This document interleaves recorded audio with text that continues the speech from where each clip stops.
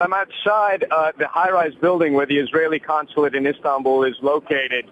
There's a crowd of about more than 1,000 people that have gathered here.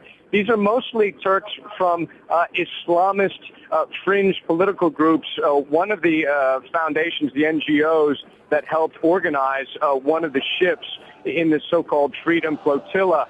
And we've heard them chanting prayers. Some of them are waving flags of the Lebanese militant group Hezbollah and chanting during the prayers, "Death to Israel," and "May God help us get our revenge." There are some broken windows behind me at the entrance to the compound where the Israeli consulate is located. So there was some violence earlier today. Some of the protesters telling us that they've been here since midnight, long before the clash took place out in the eastern Mediterranean.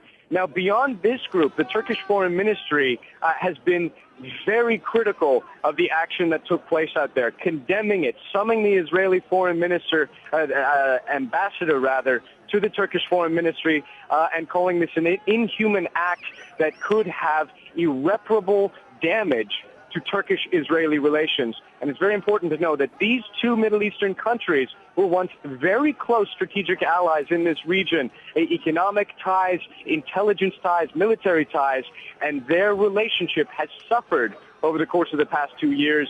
This is only going to put more strain on already strained alliance between these two neighbors. Don? Ivan, what was Turkey's involvement in this flotilla? The government says there was no official government involvement. However, one prominent non-governmental organization here that goes by the acronym IHH, the Humanitarian Relief Foundation, which is very active in pro-Palestinian causes, it helped charter one of the 6 ships that went out there, the Mavi Marmara, which the organizers tell us had more than 500 passengers on board. They say it was carrying humanitarian supplies, no weapons.